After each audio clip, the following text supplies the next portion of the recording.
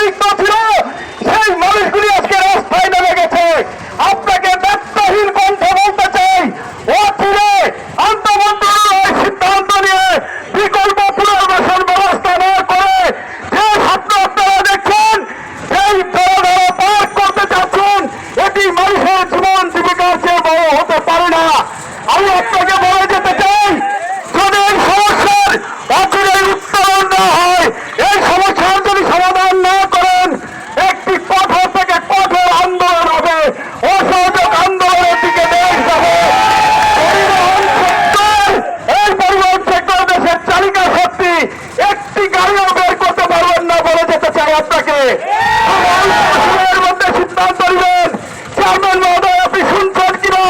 এই অসহায়দের আত্মনাথ, এই কর্মসংস্থান নেই এদের, পুরো আকাশের নিচে জীবন দেবেন, বাচ্চার স্কুলে যেতে পারছে না এবং তাদের জীবনে একটা বলতে পারেন দুর্যোগ নিয়ে এসেছেন। আপনি বিকল্প ব্যবস্থা না করে আপনাকে বিশেষভাবে আহ্বান জানাবো, এই খেটে খাওয়া মেহনতি মানুষ যারা দেশের চালিকা শক্তি, অর্থনীতি উন্নয়নে ভূমিকা রাখে, যাদের অর্থে এই দেশ চলে, তাদের অবজ্ঞা করেছেন।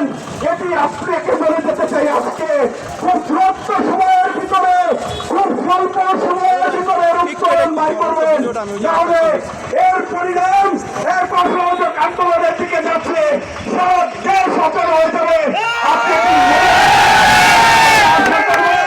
আজকের পরে যেন আমাদেরকে রাস্তায় দাঁড়াতে না হয় সেই ব্যবস্থা নিবেন। আমরা শ্রদ্ধা রেখে বলে যাচ্ছি আপনাকে, ক্লিয়ার মেসেজ, মনে রাখবেন আপনি।